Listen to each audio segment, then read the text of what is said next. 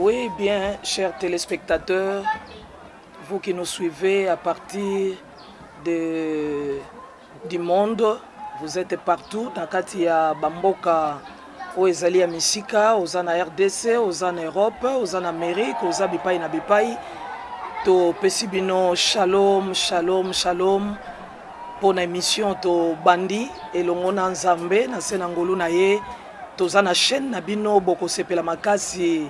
La chaîne Pasteur Yvette Mamona TV, oyo eza à votre disposition, oyo boko consommer, tozolo bela mingi bateme entre na kati ya foi parce que dans le monde d'aujourd'hui, soki mutaza na kondima te, pa yebi ba principe ko appliquer te pour kabima dans plusieurs situations et kozala moi passe mutu wana ayeba kolonga.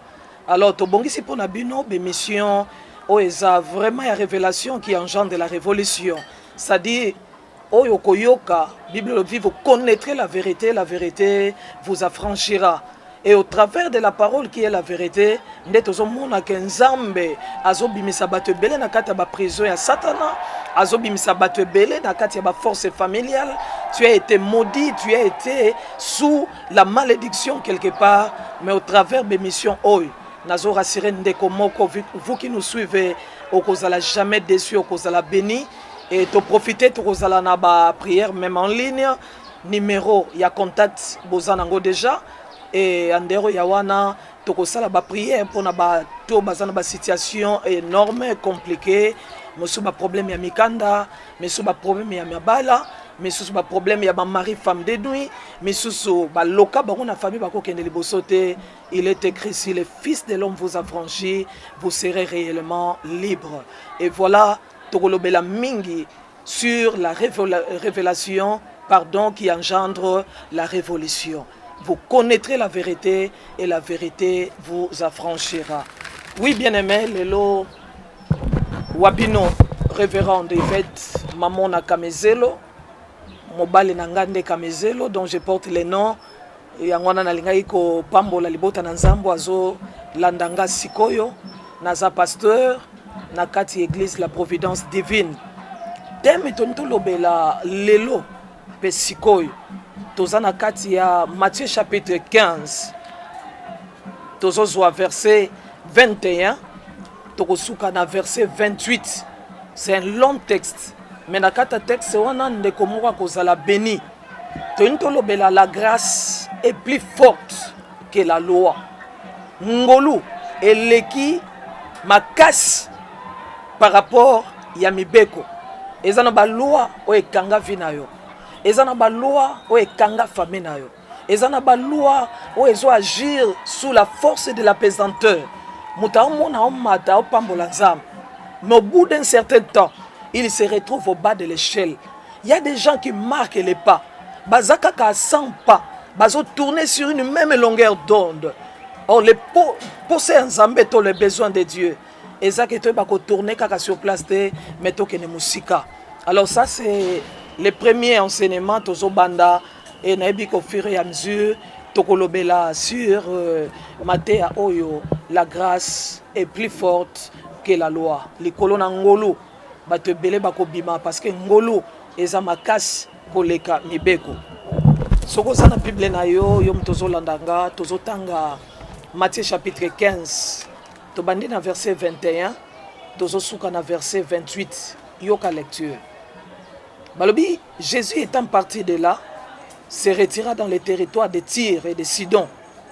Et voici une femme cananéenne qui venait de ces contrées lui cria: aie pitié de moi, Seigneur, fils de David. Ma fille est cruellement tourmentée par les démons. Il ne lui répondit pas un mot. Et ses disciples s'approchèrent de lui et lui dirent avec instance: renvoie-la car elle crie derrière nous. Il répondit: je n'ai été envoyé qu'aux brebis perdues de la maison d'Israël. Mais elle vint se prosterner devant lui, disant, Seigneur, secours-moi. Il répondit, il n'est pas bien de prendre les pains des enfants et de les jeter aux petits chiens.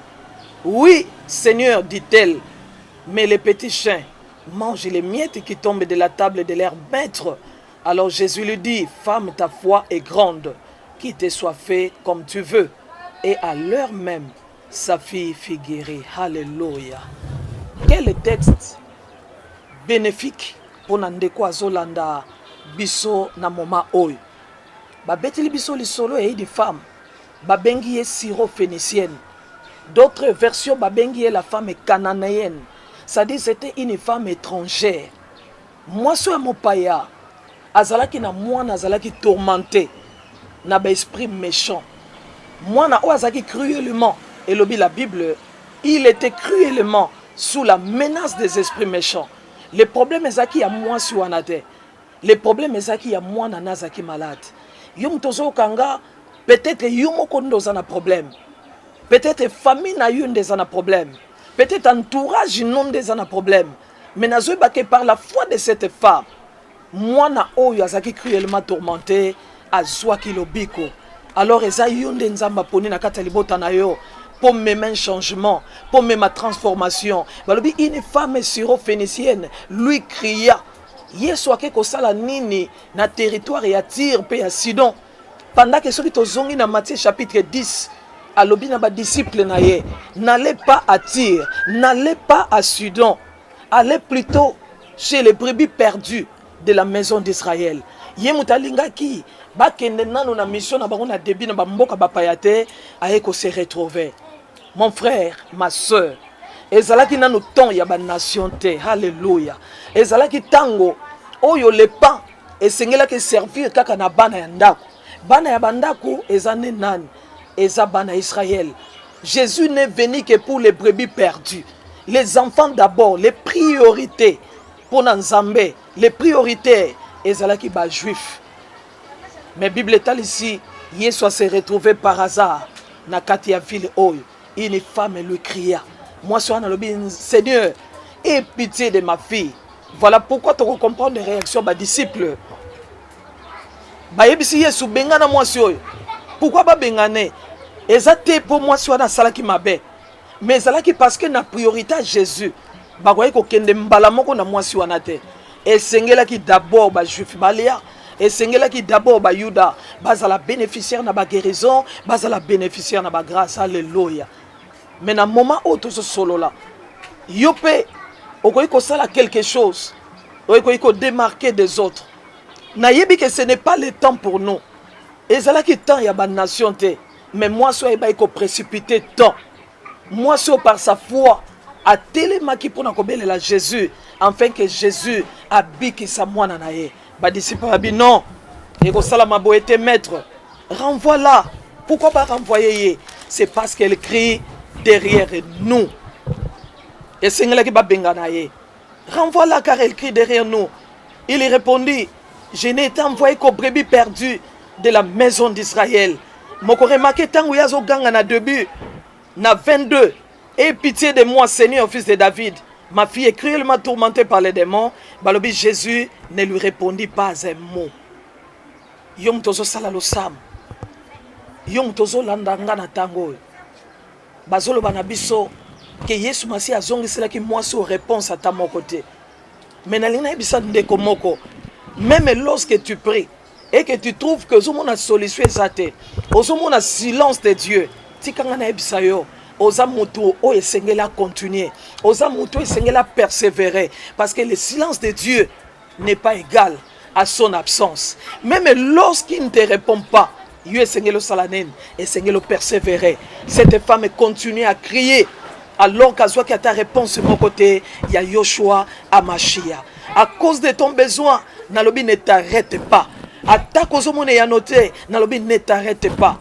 Et loko moko ba français ba loba qui dit mot consent.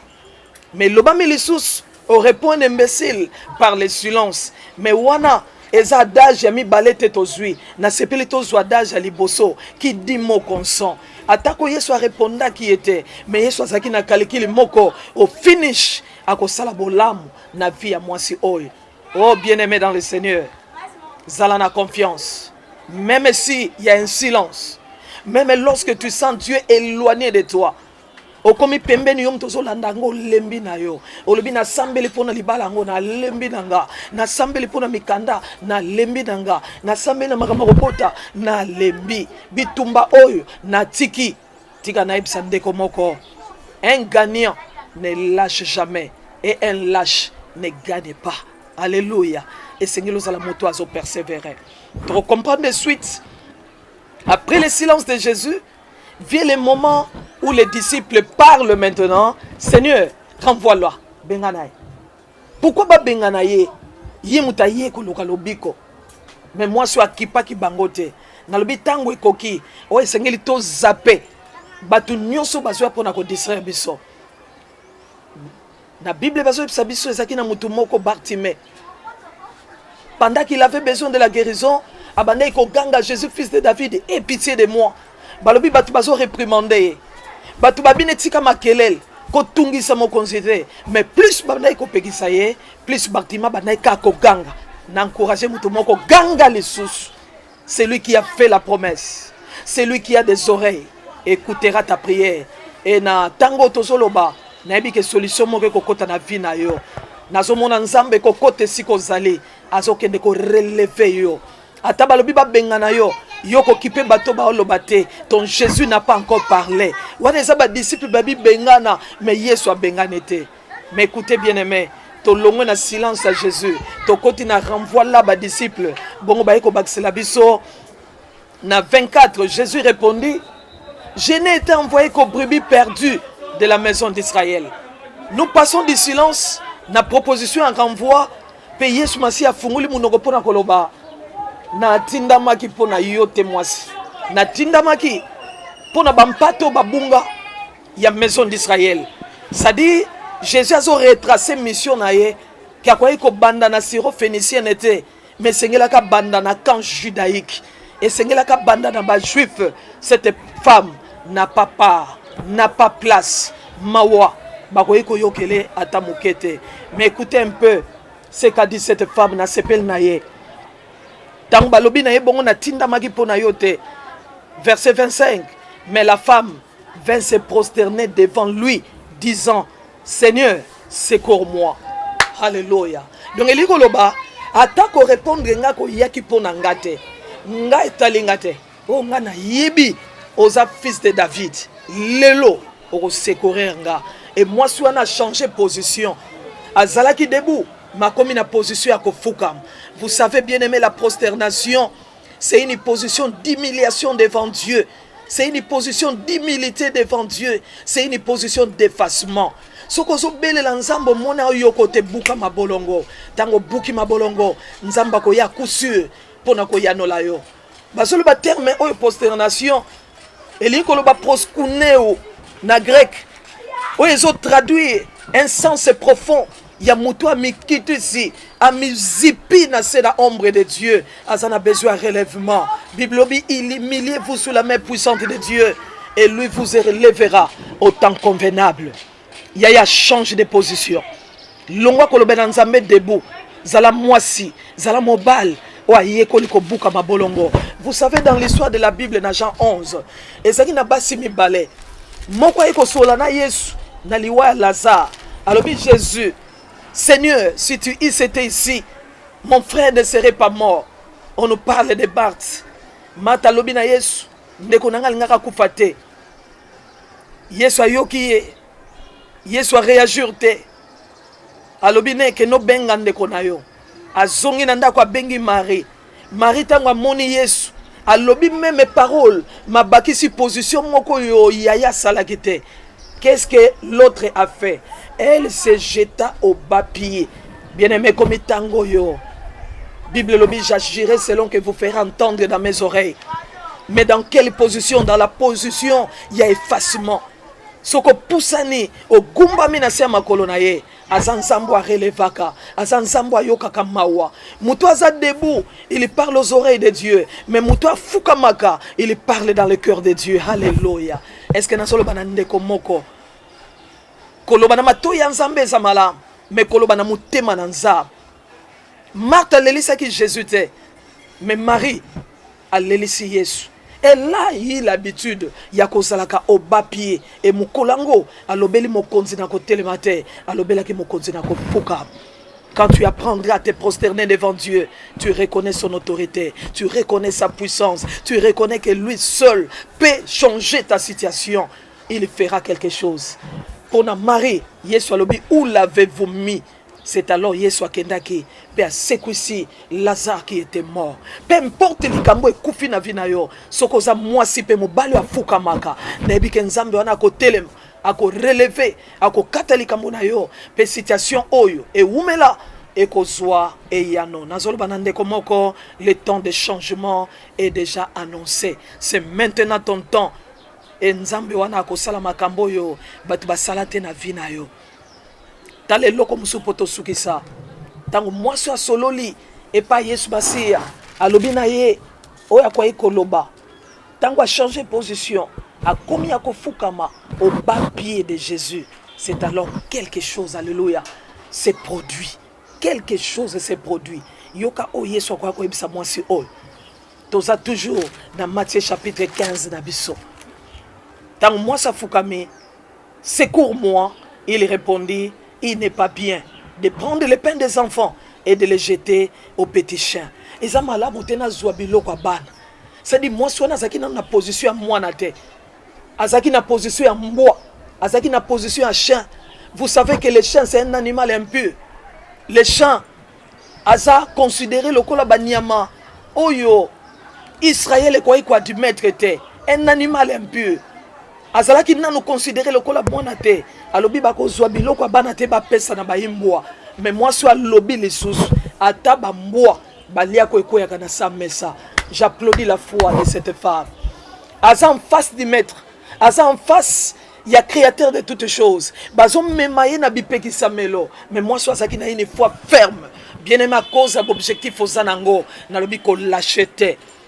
À cause il y a silence à Jésus, Nalobi avance. À cause il y a des disciples, Baba Benganayo, Nalobi avance. À cause il y a réponse dure, il y a Jésus, il y a Kolobaki Naiki Ponayote, Nalobi avance. À cause il y a deuxième réponse, il y a Jésus. O Kolobake, Bazwa Kabilo Kabanate Bapiana Bamboa, Nga Nalobi continuer. Tango moi soit Yanoli, même Bamboa, Balia Koya Kanasa Mesa. Jésus a quoi répliquer. Alors Jésus lui dit dans verset 28, il y a Matthieu 15. Jésus lui dit, femme, ta foi est grande. Moi si, kondimano ezamunene, qui te soit fait comme tu veux. Et ça la mela ndenge yo olingi. Bien aimé mutu azala kondima. Et ça la mela ke tendenge mukile lingi. Mais ça la mela ka ndenge mutema na ye pendenge nzambe aliki. Et lelo quelque chose va se passer na katabo moinayo. Babakisi à l'heure même sa fille guérie. Qu'il te soit fait comme tu veux. Kaka na minute wana mwana nabiki. Voilà pas imate anabiso ezo chité. Pour na kwebisa ndeko moko que moi sur azaki na ba barrière. Il y avait des lois qui interdisaient que Nathan Owana bakene nanu na bamboka bapayate et sengela ki nanu kaka ba juif balia la nourriture des enfants et cela qui a ba imboité. Mais moi sur oya saisir opportunité. Nazo pselo komoko que tu peux changer le temps. Atan mbula oyo nzamba kanaka pambolote mais par ta foi ozo ramener pembeni na yo miracle ezalaki musika. Par ta foi oko simba biloko yo simba te. Par ta foi ba loi nyonso ezalaki barrière et kozala abroger. Moi suis andimi payer ce masia abikisi mwana na ye. Voilà le prix qu'elle a payé. As enduraki, a persévéraki, azalaki na confiance que soka poussani Yesu a finir par rendre justice. Nalobi na moto moka linga komi boma te. Nzambe wana ko telema akokata likambo na yo. Nalobaki na mutu moko azolela kolela lisusu te parce que nzamba linga pangusa maya mesu. non seulement ko pangusama ya miso akokata na musisa o elelisaka yo na ngai koloba liso na ndeko moko ekomi tango yo otela nzambe motema à cause d'un besoin tangama na nzambe et tu verras Dieu agir. Ce n'était pas le temps, mais moi je suis le non temps à komisango temps. Atako nzamba bongisaka pambolote ngana lobe oko pambwa makaka au nom de Jésus. Ata nzamba bongisaki yo tombwa matengula oyo na lobi à cause de ta foi ko tombwa mon nom de Jésus. Ata makambo zo lukana no simbite na lobi na kombo na Yesu Masia de Nazareth makambo oyo e bongama ki ya malamu pona yo tala yango bandiko belema tala yango bandiko pusana. Tika nzambe apambola kondima na yo la loi ezane lokote mais la foi est plus grande que la loi. Bapekisaki bakendete mais Yesu akena mboko bapekisaki pe mwasi oyo amone lobiko mwana na biki pe bakamwe kondima na ye. Na ngai ko bisande ko moko pusana lisusu. O nyonso ekanga yo. Oyo nyonso baloba na famille na yo ekoki pe kokwe soko zana kondima. Approche-toi parce que Jésus est encore capable ya kosala pe kosili sa situation nyonso na bomoy na yo. Voilà tango yo tolinga ekobondela na ebi problème ezo déranger yo te na ebi difficulté ozana ngo te toi qui me suis ozana problème lem su ya mikanda na lobaki yango ozana problème ya maladie ozana problème ya loi ya célibat ozana problème ya musala na kata chômage bobima na kata famille ezanga griffe ezanga kombo na lobi landa ba prédication oyo. Chaque semaine nous allons parler de la foi et de la grâce de Dieu o ezali kolo ya ba loi nyonso na lobi tito sili sa série ya enseignement yo kozala déçu te et yo ko témoigner bolamu na nzambe. Voilà tolingi to kangela nzambe misu na lingi ko bondela pona yo peu importe situation zanango okangi misu na yo nzambe wana ko traverser oko mone na ndako oko mone na chambre oko mone na mutuka oko mone epa nyonso zali pe nzambe wana ko kotsa loboko na nguya pour te faire grâce. Seigneur, au nom de Jésus, avec la puissance du Saint-Esprit, na eko kaba na sena loboko no na nguya tous tes enfants qui nous ont suivis de partout, que la main droite et puissante de Dieu entre dans leur maison, entre dans leur domicile, entre dans leurs entreprises, entre dans tous les problèmes qui les rongent et qui les dérangent. Na tomboli loboko pe na lobi balwa nyonso ekangaki yo ozwa lobi kote okangola mate ozwa mikanda te ozwa libala te besheke lati nzoto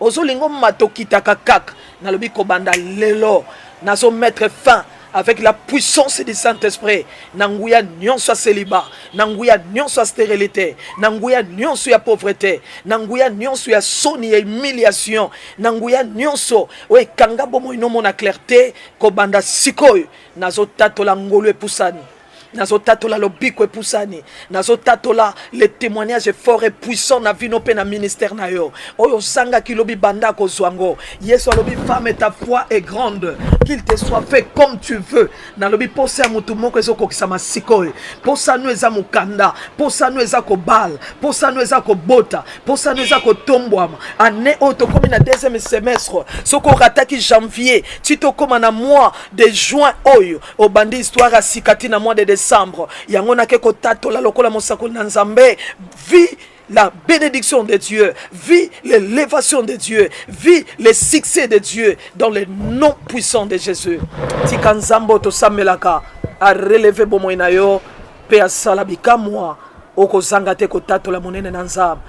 Tike mission ya liboso ezala une pierre d'édifice et pambola yo lokola nazao natinda mina nzamba lokola naza mosakoli na nzamba nalobi makambo échanger ko banda sikoy à cause de ta foi. Avance encore. Au nom de Jésus de Tolobé. Amen. Que Dieu vous bénisse. Alléluia. Tokutani na prochain numéro. Tika kimia ya Yoshua Mashia. Et kota na banda kuna bino. Petika li tatoli.